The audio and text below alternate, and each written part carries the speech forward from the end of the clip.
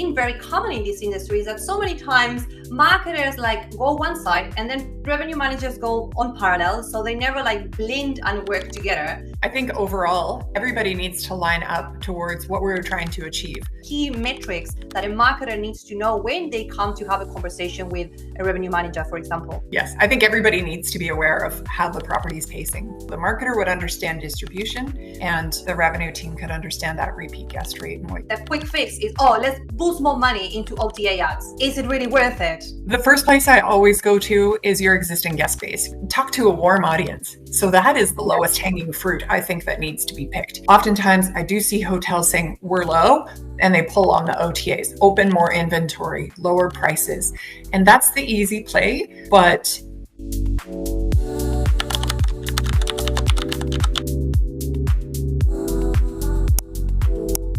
the relationship that hotel marketers need to have with revenue teams to make sure that we drive not only the marketing campaigns, but to achieve the commercial goals and drive more revenue. So let me introduce my guest speaker for today. Her name is Christine. Thank you. How nice to be here and have deep conversations around marketing. Yes. So I think let's start with a little bit of an introduction about yourself, because you're a wealth of knowledge in this industry. My name's Christine Malfer. I live in the Canadian Rockies in Western Canada. It's always been hospitality and mostly hotels for me. So prior to starting my own business as a fractional CMO and strategist working with independent hotels, I was a GM. So that brings an interesting dynamic to a lot of the work that I do, understanding the GM's perspective very intimately. It's great to mention that you have a massive background in the commercial side of things as a general manager. And also now you're working more like on the strategic side of things, of marketing, connecting all the dots, and revenue specifically. So I think for people that are joining us today, I often mention that it's very important first when we are working on a strategy, just to think on what are the hotel commercial goals before we think on any marketing tactics, working with influencers, social media, so on and so forth. So what are your thoughts from an ex-general manager to a commercial person nowadays in terms of what are the things that a marketer needs to have in mind before we step into more details into revenue? Well, I think overall, everybody needs to line up towards what we're trying to achieve.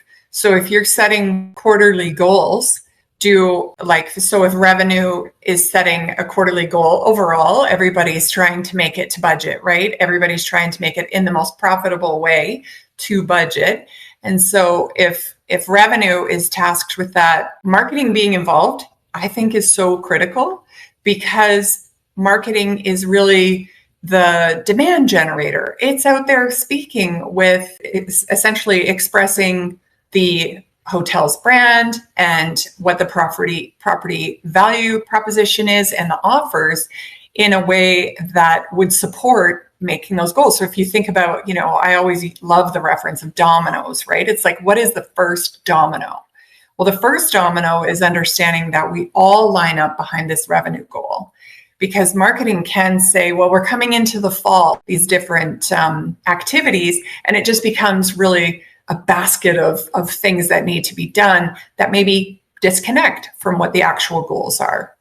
Or there's other things that are happening in sales. And so it's bringing in just a broader conversation. So I think lining up behind is everybody aware of what we're trying to do is the first question. It's seen very common in this industry is that so many times marketers like go one side and then revenue managers go on parallel. So they never like blend and work together.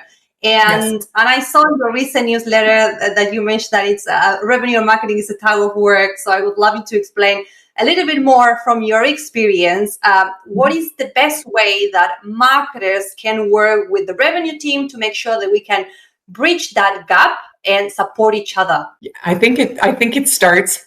The tug of war is really around, if you want to distill it down, it's kind of like marketing is working to generate demand to book to book a room. Revenue is over looking at pricing and distribution, optimization of those channels to get bookings for that same room. And so if marketing and distribution came together, or marketing and revenue came together and said, hey, what are you doing? Here's what I'm doing. That's a great place to start now. Just even having visibility around KPIs, because oftentimes leadership or, in those teams may have different competing KPIs. And so if one is told, get as many bookings as possible, and the other is told, get as many bookings as possible, then we have this sort of tug of war where they're going off in their own and nothing is aligned, nothing is working synergistically. So I think the first step would be to get in the room together and have a conversation and make sure that the KPIs are not competing against each other. And I think also something that is very important is to think about a little bit more education between revenue and marketing. I remember when I was working in a property in Auckland, we were doing a conversion, and I love my revenue director. It was the first time that I had such a genuine conversation with her, and I've learned so much. And that's why it's very important that we know how to connect all the dots, because at the end of the day, our role as marketers is to make sure that we drive more direct bookings and more revenue, period. Then the tactics comes, whatever. So from your experience, what are the kind of discussions that needs to happen, or the key metrics that a marketer needs to know when they come to have a conversation with a revenue manager, for example? I think marketers would benefit from understanding distribution mix. So where is our business coming from? And then particularly, like I have done revenue management myself, but not on a very large scale. But I know that it's important, having been now on the marketing side of things, it's important to understand distribution and where, we've already have sold this much business. Now we're looking, to these different channels or levers that we can pull in distribution. So understanding market mix is one. I think one of the key metrics that marketers would focus on that they could share with revenue is part of our job as marketers is to get that repeat guest rate. So I measure repeat guest rate. How many guests are returning to the property? Because that means lower acquisition costs, as we know, and typically higher guest satisfaction. And if the revenue team is just looking at occupancy and ADR, then we have a disconnect. So bringing that conversation to them and saying, we're over here looking at repeat guest rate. How can we think of ways that could support that goal so that there's some synergy across? But I think that's one important metric to share then back with the revenue team. So the marketer would understand distribution and the revenue team could understand that repeat guest rate and what you're trying to do as marketing. Absolutely. And I think it also helps a lot as well, understanding the distribution when it comes to either working with an influencer, from which nationality or which countries they need to come and what's the reason. So it pre-informs all the other decisions. So say, for example, you want to do a paid advertising campaign or like even a brand partnership. So at least you're not going blind. And then okay, why do I need to target this country? Well, because we know the part of the revenue strategy is targeting that demographic. So I think that's amazing. Yes. That's very important. And I think also from my side, something that I find also very useful to know as well is understanding, for example, the STR report. So at least we know, okay, how are we doing? If we are ahead of the competitors or if we are behind. So for example, here in the Maldives where we have really long lead time. So you need to forward think and say, okay, there is a gap in 3 months time. What can we do today to close that gap? So we're more proactive versus like last minute reactive thing. So I think that's also something that I particularly always say to my team, that they need to be very mindful of STR on the books as well. So then we have at least the basics, Yes. I think everybody needs to be aware of how the property is pacing. Yes, 100%. Yeah. What is the revenue strategy that the hotel or the resort is having? Would you be able to briefly mention what are the two main different typical strategies that a hotel would have? Like, for example, something that I've noticed is that the two main strategies would be like a volume strategy or like ADR. Yes, ADR strategy. Because sometimes, like I remember, like when I was training my younger team a few years ago, they were asking me why do we need to drive so many bookings? And I said, well, the goal is we're trying to a revenue strategy, which is volume. Versus, like, for example, here in one of the properties, they were aiming for higher ADR because we want to position into ultra luxury. So yes, would you be able to talk a little bit more about those two main differentiators on those strategies? Mm-hmm. I think a lot of it's driven by demand and looking at indicators of, where do we need to broaden our distribution. So that might be in a lower demand season where you would look at your pace report, you would see, well, we've got some softening demand, softening occupancy. This is where you may adjust pricing strategies, of course. This is all, you may introduce value add offers that attract a new type of guest, maybe who stayed at other properties as well. So I think that there's some opportunities there. Of course, I always say low demand is when you can drive occupancy. It's right. Low demand, typically lower prices, but I always advocate for keep your prices, maintain your brand integrity, and add value where you can. And then the other, of course, is maintain your rate. So I think it does depend largely on demand and marketers knowing, we're typically entering a softer season. This may involve more campaigns, but you can also run into that conflict between revenue because if revenue is undercutting, if you are in a low demand and you have many campaigns or different things going at the same time to capture what demand is there, or even to drive new demand, you do not want your revenue team to be undercutting any of your offers, and that can be a challenge. Oh yes, I've seen it. And also not only the campaigns, but also as well the budgets, which I think that's the hardest part, because like you have low demand and then you cut your marketing budget. So then guess what? What can we do? And I think that's what I've seen in my experience was when they do that, then the quick fix is, let's boost more money into OTA ads. But is it really worth it? Yes, I would never advocate for OTA ads because you're paying twice. Yeah. Exactly. The ads plus the commission is like, it doesn't make any sense, right? But what would be like one suggestion, for example, when you are in that situation, right, that you have low demand, and then because so many times I hear like, but marketing cannot do anything, because of course we cannot influence from today to tomorrow. It's our long-term game.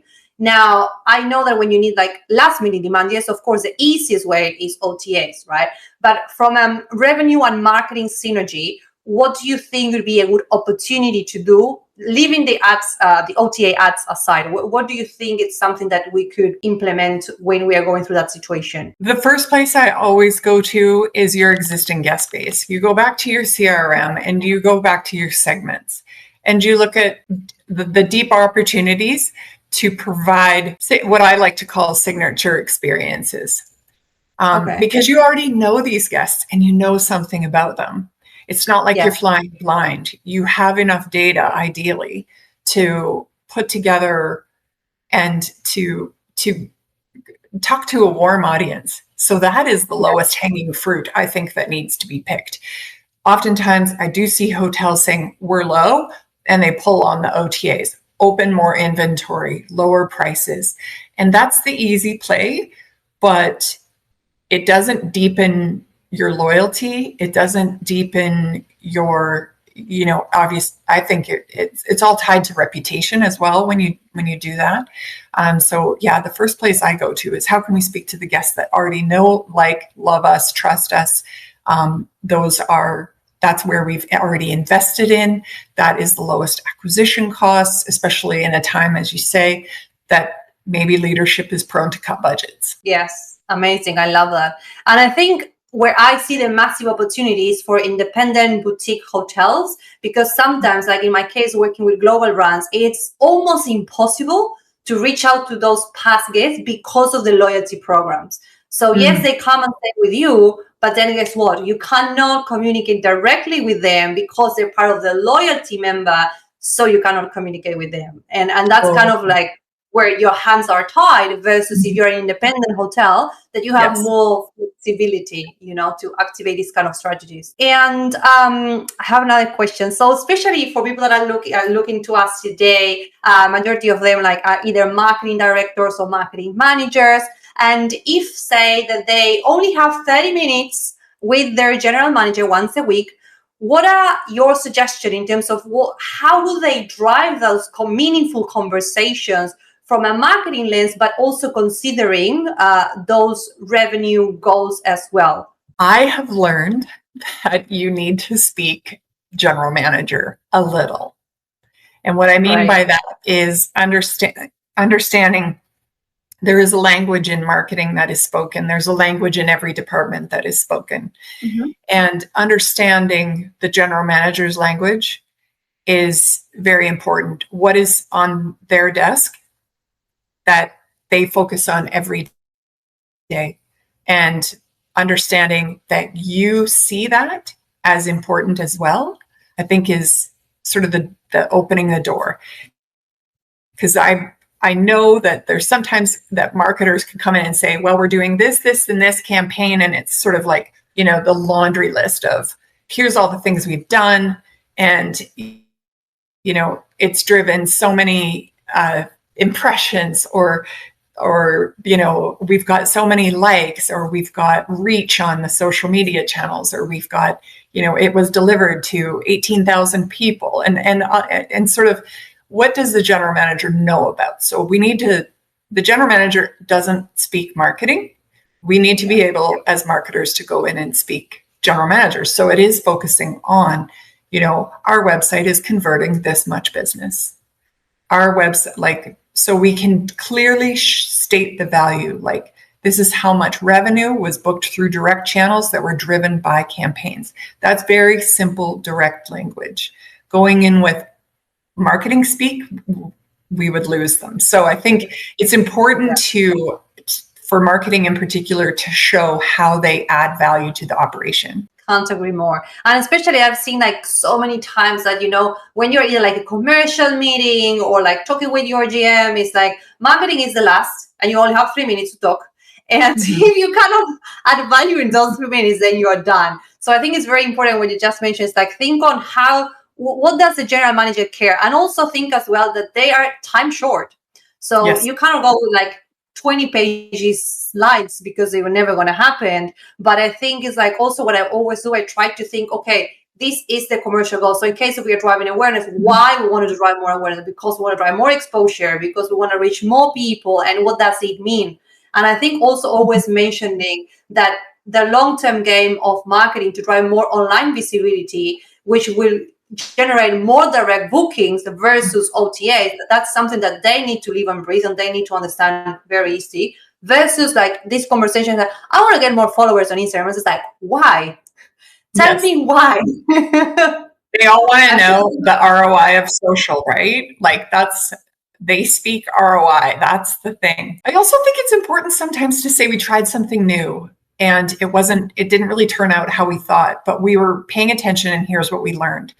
And so that they know that, you're trying to be creative, you're trying. So I think that that's an important message to share too, is yes, of course, share your successes, but there's going to be seasons where you maybe come up a bit short on those, and it's about being honest too. And it's good as well. It not always have to be oh yes, we're nailing it. It's okay, it's learning and also adjusting. We all know how fast our industry is evolving in terms of digital, especially with AI and everything that we've been discussing. And also for you guys that if you haven't joined before, I joined one of the revenue rooms that Christina holds every month, and it was fantastic because she was talking about the role of AI in terms of what's coming and more visibility. So I think if you can quickly share your suggestion in terms of what should hoteliers starting to think, especially hotel marketers now, what do they need to start thinking about to what's coming up in terms of AI to make sure that they're still working on having more online presence? Oh, it is a big subject, right? I know we could go for hours, but at Yeah. least if you can give like 2 or 3 main suggestions in here, I think the biggest thing is, with AI is we're making a shift from keywords to questions. I think that's probably like the very base level explanation of it. Is once upon a time we used to be focused on keyword research and keywords in our website, in our, like pretty much anything. It was all keyword focused. Now it's question focused. So it really is taking long tail keywords and putting them in the form of a question, more or less. And just how are we adapting our content to match that? One of the biggest ways that I shared in the revenue strategy room was talking about including FAQs on your website, and not just on one page, but sprinkled throughout. And then, of course, generating new content. The biggest thing I think the mindset shift needs to be is from the digital brochure. So here's all the things that we do and offer, to the website is actually more of a concierge style content repository. So if we think of it being just this full library of everything that you would need to know about the destination and the hotel, I think that we need to make that shift from the digital brochure over to the source and the authority for our property and brand. Love it. Amazing. And I love what you just mentioned, like the digital concierge. I think that's essential. And also something that where I see opportunities, same for boutique hotels because of the flexibilities, like the blog post strategy for sure. Yeah. To start coming up with like always on content. And it doesn't need to be every single day, but at least if you have a strategy, for example, say at least once a week or maybe once a fortnight. So at least we continue, creating that content that it's question-led, as you mentioned. I think that's very important, because what I noticed that with global brands, it's so hard to make those tiny changes. But with independent hotels, I think that's where the opportunity lies. It's like, yeah, you want to do a blog section, go for it. And just like start giving more visibility to those kind of questions that potential guests may have. For marketers that are working with a global brand, that maybe, there's one brand website that's then filtered by destination, advocate for a vanity site. I cannot agree more with that. And that's always what I'm struggling and fighting for whenever I work with a global brand, is I want to have an independent website, because then at least you have more flexibility versus just this copy-paste cookie cutter template that, you put 3 sentences on the rooms, versus actually I can write a whole paragraph about what is it that makes my rooms different versus my competitor. Totally. And now with AI, that is even more in the spotlight. Having a vanity site is even more critical. So for those that are watching us today, please do start focusing on your website content. Is absolutely critical to start taking action now. Don't wait until everyone is like struggling with AI. And I also mentioned as well is like, don't think that AI will come to replace the hotel marketer role, because the only person that will come to replace you is another marketer that knows how to use AI. AI is a tool for us to work smarter, not harder. And and I think it's there, and we need to learn ourselves, right? How to use it in our advantage. I think a lot of people are very in an overwhelmed state where they were like, oh my gosh, does this mean I have to do an overhaul? And I shared in the session, you can start small. Take what you have right now, just reframe it. Take your whole content off one page and put it into ChatGPT or whichever LLM you use, and say, write this for rewrite FAQs based on this content. Or, I have a whole prompt that I think I shared. But yes, that's certainly like, it just helps be the first place that you can go that makes it easy. Because I think people are like, oh my gosh, I have to do all this new writing. And it's like, no, start with what you already have. Actually, that's the best way to go. Yeah. And then take it from there. And you can always keep scaling and improving. But I think at least it's a great foundation.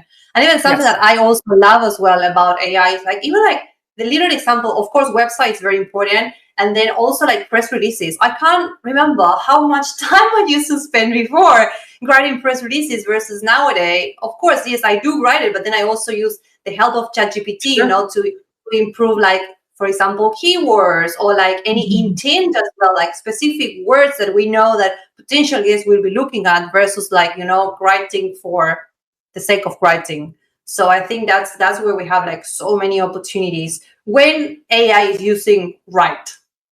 Let's emphasize. Yes. My last question, which is like for everyone that is watching us today, if you could only track, let's say, 3 metrics to evaluate how good or bad your commercial marketing strategy is as of now, what would be those 3 main metrics that you would recommend any hotel marketers to look at? It kind of depends on your property, because I love thinking about sort of that PROPAR, like profit per available room. Because I think that includes everything, and that also includes like your commissions. And I know that different properties are structured in a different way, where commissions are cost of room, like cost of goods sold kind of thing. So it can be difficult to get those out, but I think that that's one important one, is just to know. And if you can't get that, then look at your distribution mix. If you're in marketing and you're focused on direct bookings, then know how that is performing on a market mix segment to get an idea of how much profit is actually going to the bottom line versus the OTAs. The other one, which I already mentioned, was your guest repeat rate. I think too many hotels don't understand their guest repeat rate.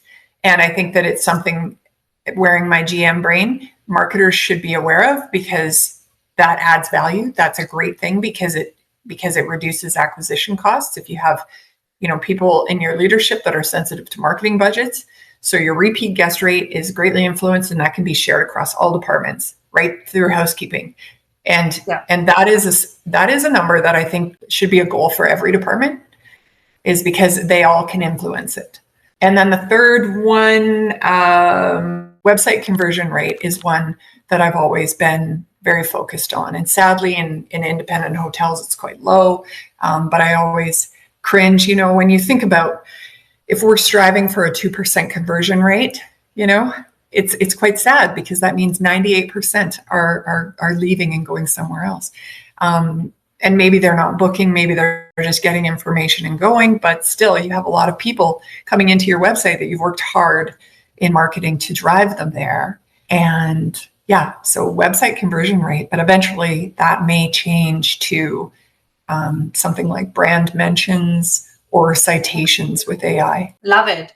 And in terms of web conversion, is there any way that, for example, a marketer could start like getting better understanding in terms of that specific metric? Where can they learn more about it, or how can they know what is a good or bad conversion rate for the website? Yes, well, I think like in the work that I do, I'm in the dashboards looking at these things all the time. So analytics is super important, and looking at how different things that you do also affect conversion rates, because you send out an email, you may get more visitors, a better conversion rate from a warm audience versus another type of campaign. And so I think you can directly see how you can influence those things. So all it is basically how much traffic did we get to the website, and how many actual transactions occurred.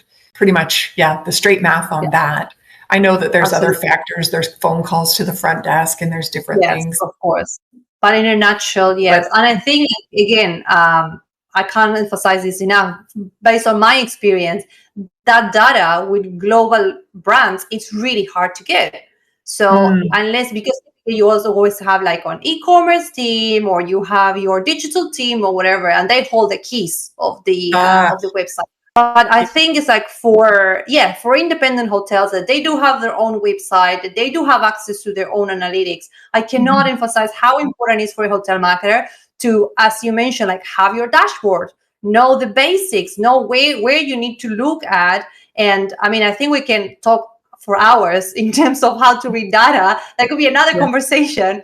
But I think it's like overall, it's very important as well. Yes, just not to to move away from this concept that marketers are here just to do like cool things and pretty photos and social versus, yes, that's a tactic, but before that, there's a strategy and there are numbers that we need to know.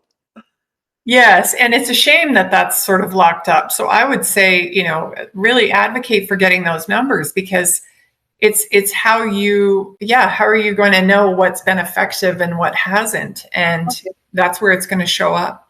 Yeah. And to come back to the previous question, that's when you're able to take a tangible result that speaks general manager back to the general manager's office for that 30-minute conversation. Well, that's amazing. Thank you so much for your time today. Thank you. I mean, we could be talking for hours and hours. I was thinking the same thing. But I think it's very important that we start bringing light on these topics, because from my experience, thinking of my previous self, when I first started, I had no idea about what revenue team they used to do. And it's very important, to start sparkling those conversations with revenue team. We're all one part of a one commercial team. We all need to be working together. And I think it's like, yes, I'm really grateful to have this conversation with you today, because you had so much value, not only from an ex-GM, but also from the commercial point of view and connecting all the dots for digital. And I think it's we need more people like you in this industry to start sharing more knowledge. And you. Everyone's skill I think it's important to have more conversations. Yes, 100%. 100%. And talking about conversations, Christina, how can people reach out to you if they want to know more about digital marketing, revenue, and commercial overall? Yeah, well, I am on LinkedIn, Christine Malfair, but I think the best one would be to join. I have a newsletter that I send out every 2 weeks. It's called The Bookings Boost. And I write it specifically for folks like us who are just out there trying to, get the work done, but also, have some spiky points of view in there too. So malfairmarketing.com. Thank you so much for your time today. It's been a pleasure. And I'm sure we want to continue talking more about these very interesting topics. Yes. Thank you, Laurean. Thank you.